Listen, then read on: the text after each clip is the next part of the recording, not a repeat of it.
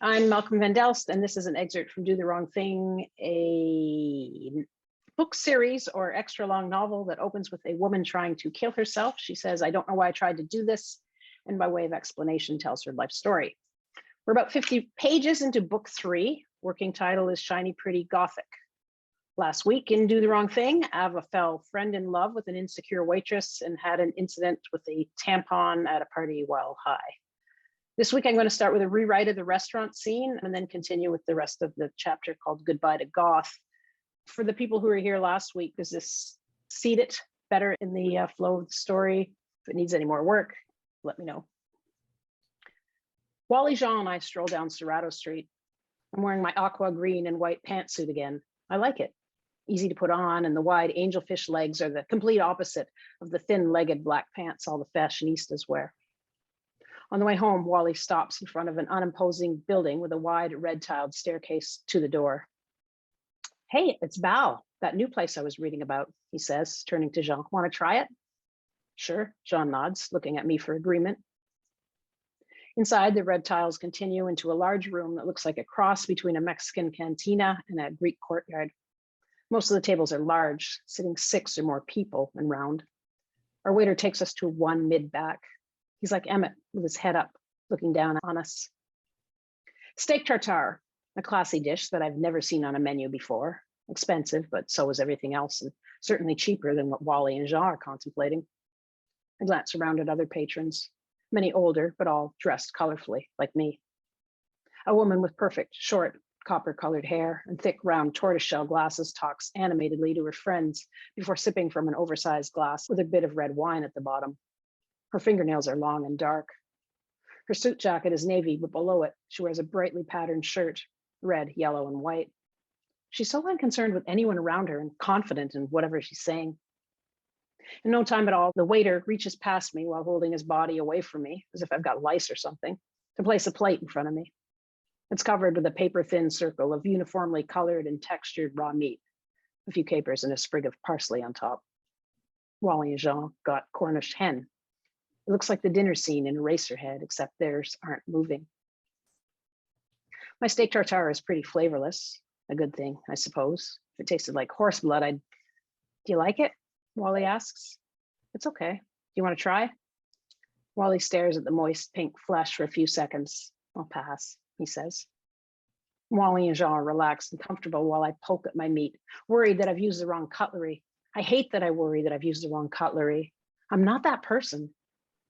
Copper-headed woman laughs, and I look over.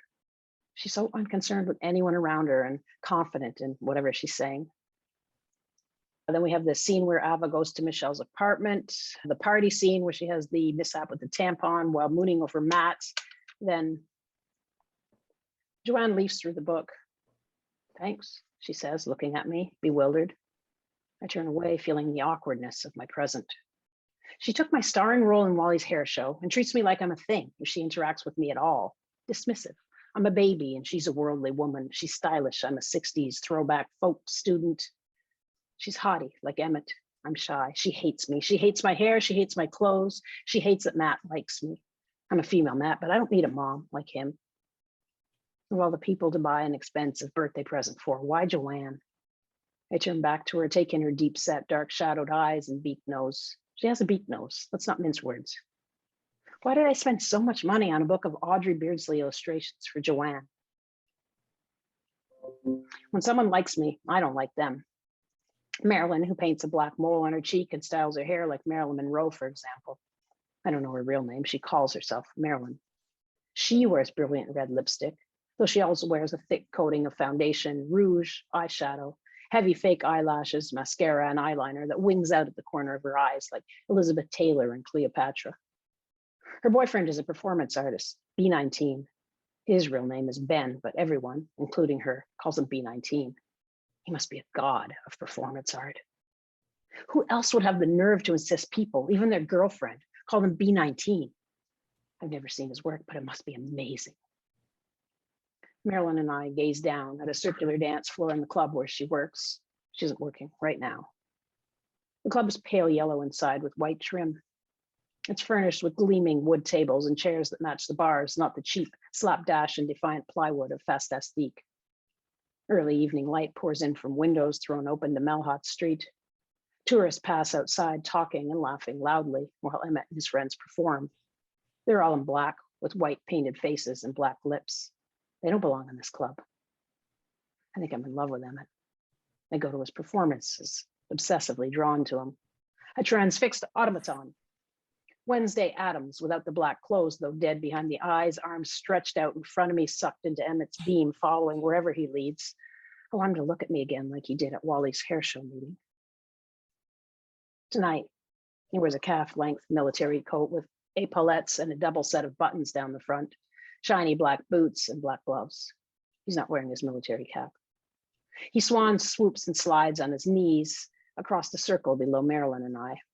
When he gets to the center, he stares haughtily at one of his co-performers who does the same to him. Then they swoop away from each other and two other people swoop in and do the same.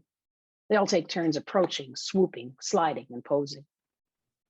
I don't understand what it means. It's like the Beckett I'm reading. It must be profound. Marilyn turns to me and smiles. Why does she like me? She may be popular, but she's dumb.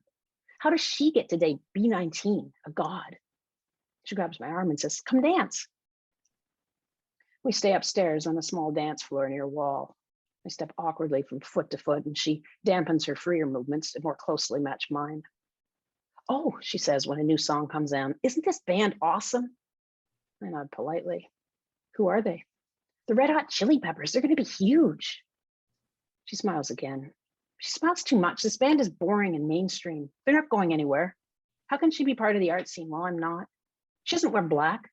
Why does she belong? Why do I not belong? $5 for tickets, so that includes membership to the Art on Film Festival. Michelle and I buy lattes and make our way to the back room of a trendy cafe. We sit on folding wooden chairs set out for the occasion. There are 12 of us here. Close-ups of buffaloes, long shots of buffaloes, medium shots of buffaloes. A shot of a man's face, presumably the filmmaker, more close, long, and medium shots of buffaloes. Michelle nudges me and smiles. I smile back and shrug. Should we leave? She whispers. Let's stay. I whisper back, it's only 30 more minutes. I focus hard on the buffaloes, trying to unlock meaning. He blew his grant money that had to deliver something, I say to Michelle as we leave. She laughs. At home, I look up the film festival again in the city's alternative newspaper. Portrait Me won a big American art award and was profiled in Art in America, a magazine I read religiously. I knew I was right to stay. Wow. Oh, wow. It feels like gold in my pocket. I take the scrap of paper and run my finger over his name and phone number. Emmett, 932-9841.